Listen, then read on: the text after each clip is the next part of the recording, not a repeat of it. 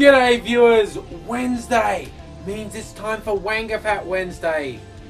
Australian time, it's probably going to be significantly into Thursday by the time I am sober enough to render this. But you know what, I fucking shoot in the video. It will be ANZAC Day, April 25th by the time this goes live in Australia. A day often used to commemorate, not often used, always used to commemorate the sacrifice of servicemen, particularly in the Gallipoli campaign in World War One. People may be saying, but Angry, wait a minute, wait a sec, why are you saying ANZAC Day is WAINGAFAT Wednesday? That's something you care about. You've made lots of videos talking about what that means to Australians. Why would that be WAINGAFAT? Well, it's not ANZAC Day per se that I'm not giving a fuck about today, but it's the truly despicable scumfucks in the Conservative Liberal National Party coalition in Australia who've made it clear they intend to fucking hijack everything good about Australia's history and just rewrite history essentially.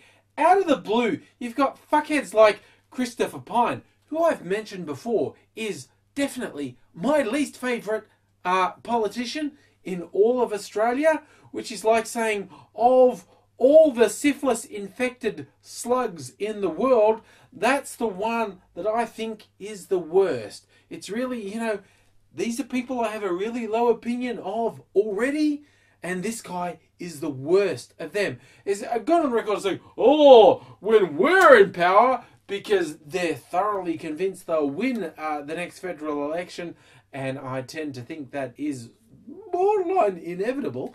It was like, oh, we're going to change the curriculum. We're going to make ANZAC Day the most important thing ever, because it's not sort of focused on enough in education. For fuck's sake, it's fucking fetishized as it is. It should be a commemoration of the horrible sacrifice made in the name of service to country in Australia. But it gets fetishized and mythologized in this really weird way by some people that isn't reality. And the idea of saying it needs more focus is just totally fucking divorced from reality. ANZAC Day is held in quite some reverence by the vast majority of Australians. I would actually be a little happier if the bogans would make it less of an excuse to, you know, celebrate. Let's get pissed and go, woo, Aussie. Because I truly imagine those young men in World War One, not just on the shores of the Gallipoli, but in Europe, which was considerably worse than the Gallipoli campaign. I really imagine that as they were seeing their friends die around them, and they were in the mud and suffering from dysentery and injuries and facing imminent death, I truly think they were probably sitting there going, oh, you know what would make this all worthwhile? If a couple of generations in the future, really fucking ignorant morons would get drunk and abuse people that they thought were not quite like them. Yeah, that's what I'm facing death for useless fuckheads who've never sacrificed anything in their lives trying to tell other people what's wrong with them. Yeah, I honestly don't think that was in the mind of the diggers. I'm going out on a limb saying that, but I'm honestly thinking that they weren't sacrificing their own lives for, you know, the right of utter fuckheads to be utter fuckheads in future generations. I'm drawing a long bow there, but I honestly think there's something to that.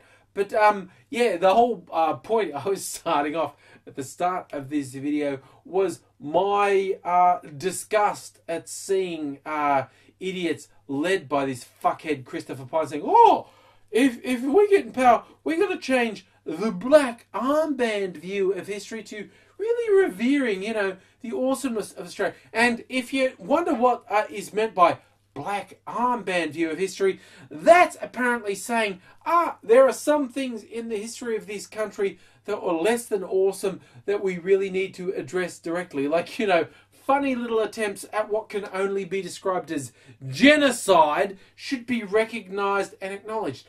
I personally don't feel guilty as such because I didn't do them, but the idea of ignoring that they ever happened is the mark of a sociopath, quite honestly. So, honestly, the idea of private school, horrible, perm, blow-waved fuckheads like Christopher Pine commandeering the sacrifice of service people in previous wars to just further their own incredibly shallow, self-centered political agenda is utterly disgusting. And honestly, if you think the behaviour of people like Pine is in any way acceptable, you are utterly contemptible, and you really are the epitome of people I don't give a fuck about.